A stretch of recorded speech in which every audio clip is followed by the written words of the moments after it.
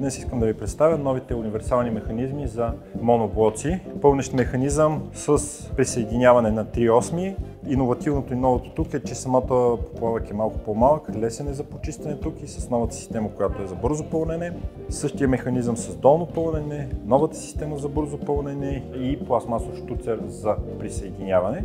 Новото интересно тук е промивният механизъм. Той е съвместим с старата основа на стария механизъм рока и ако се наложи да сменяте механизъм, не е необходимо да разглабяте целия казан. Просто махате стария механизъм и може да монтирате новия механизъм върху старата основа.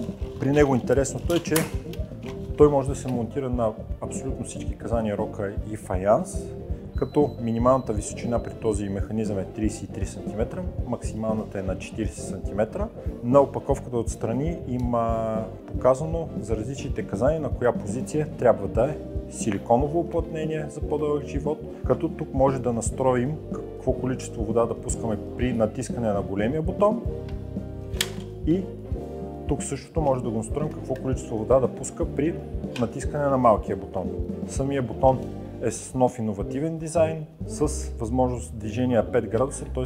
може да обира, ако има неравности при изпъкнали или при вдлъбнати казани. Това е новия универсален пълнещ механизъм. Интересното при него, че той покрива и двата стандарта. Долно пълнене, както е тук сега,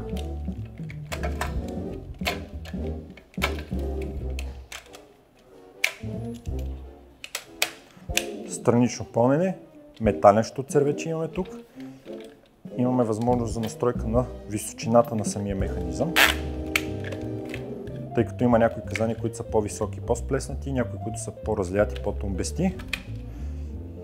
И иновативното при него е, че самият филтър е вграден отгоре в механизма. Ако самият моноблок е плътно прилепнал до стената и е с долно пълнене, не е необходимо да разглабяте целия казан, за да почистите филтъра, защото самият филтър е интегриран тук горе. Почистваме под течаща вода и връщаме обратно в механизма.